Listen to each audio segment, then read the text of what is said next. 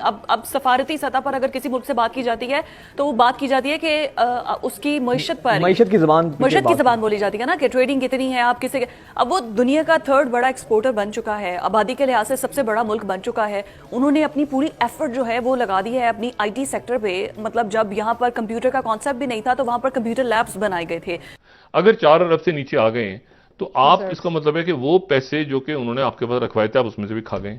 आज भारत कहाँ निकल गया मौसी तौर पर, हम वहीं के वहीं खड़े हैं। सर जी, इंडिया का मुकाबला हमसे ना करें, हम कागजी शेर हैं, वो असली शेर है। हेलो फ्रेंड्स, जय हिंद। हिंदुस्तान स्पेशल में आपका स्वागत है दोस्तों। आज कर्तव्य पथ पर परेड का भव्य दृश्य देख पूरा देश गर्व महसूस कर रहा है। इस बार गणतंत्र दिवस के मौके पर मिस्र के राष्ट्रपति अब्दुल अल सीसी बतौर मुख्य अतिथि शामिल हुए। इस बार कर्तव्य पथ पर मिस्र की सेना की टुकड़ी ने भी परेड किया। कर्तव्य पथ पर पहली बार मिस्र के सशस्त्र बलों ने परेड में हिस्सा लिया। परेड का नेतृत्व कर्नल महमूद मोहम्मद अब्देल ने किया। प्राइम मिनिस्टर मोदी ने भी मिस्र की सेना की खूब हौसला अफजाई की। इस बार गणतंत्र दिवस की परेड की सबसे बड़ी बात यह रही कि जिन सैन्य सशस्त्रों को प्रदर्शित किया गया उनमें मेड इन इंडिया उपकरण भी शामिल हैं, जो आत्मनिर्भर भारत की भावना दर्शाते हैं। मिस्र की सेना को भारतीय सेना के साथ कदम ताल मिलाते देख पाकिस्तान काफी हैरान परेशान है। दूसरी तरफ पाकिस्तान में डॉलर की उड़ान जारी है।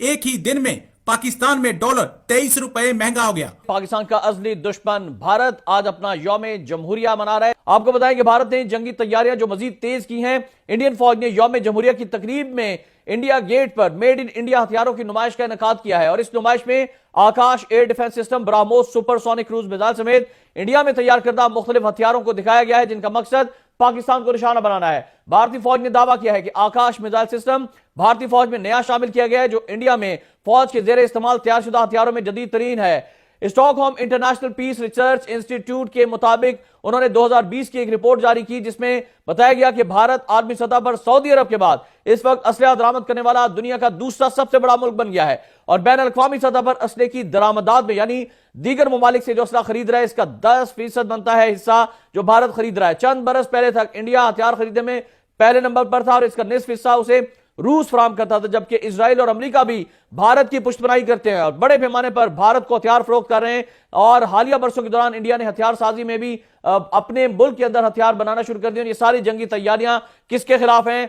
पाकिस्तान के खिलाफ। पाकिस्तान ने भी, हमने आपको बताया था कि बहुत जबरदस्त शाहीन, गौरी और इस तरह के दीगर बैलिस्टिक मिसाइल, क्रूज मिसाइल, एटमी हथियार ले जाने वाले मिसाइल बना रखे हैं जो किसी भी वक्त भारत को नाको चने चबा सकते हैं। अच्छा, ये भी बता दे, नजर नहीं आते इंटरनेशनली जो भी है भारत के सामने, सबको एवरीबडी नोज दैट क्या है, लेकिन उसने अपने आप को मुआशी तौर पे इतना स्ट्रांग कर लिया है कि ट्रेडिंग, अब सफारती सतह पर अगर किसी मुल्क से बात की जाती है तो वो बात की जाती है कि उसकी मईशत की जबान बोली जाती है ना कि ट्रेडिंग कितनी है, आप किसे।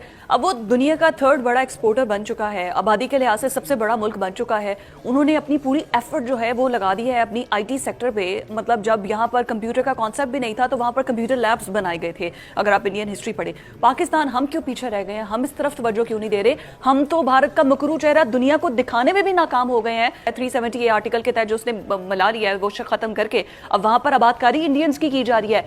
हम डिप्लोमेटिक में इतने नैले हैं कि हम कुछ भारत का मकरू चेहरा दुनिया को बता ही नहीं सकते, दिखा ही नहीं सकते, या दुनिया is not ready, world is not ready कि वो कंडेम कर सके इंडिया को कि आप ये सब कुछ क्या कर रहे हैं। फिजा, देखिए, जो सबसे बड़ा मसला है वो ये है कि भारत एक बड़ी इकोनॉमी है आज के दिन में।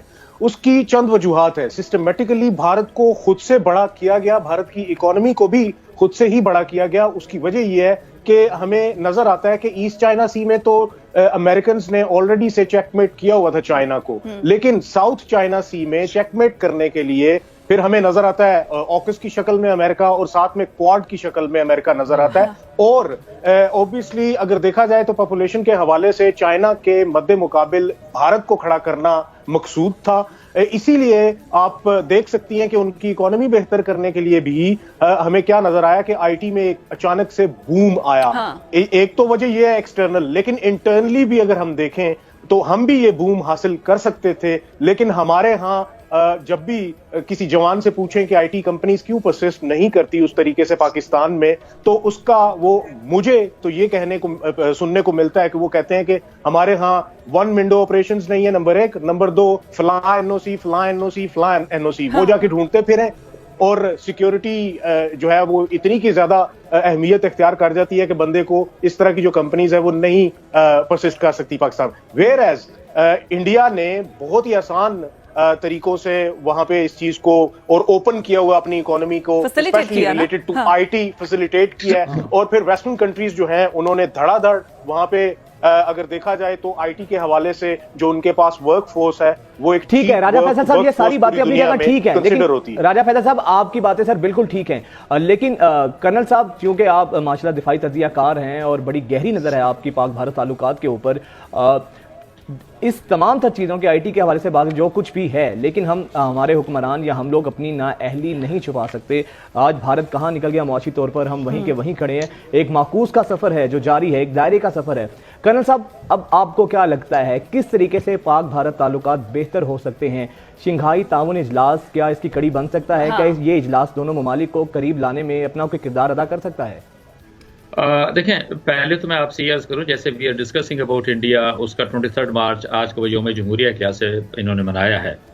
ना व्हाट आई से, एक चीज़ ये हम सबको जहन में रखने की ज़रूरत है कि इंडिया वांटेड कि जी वो एक उसके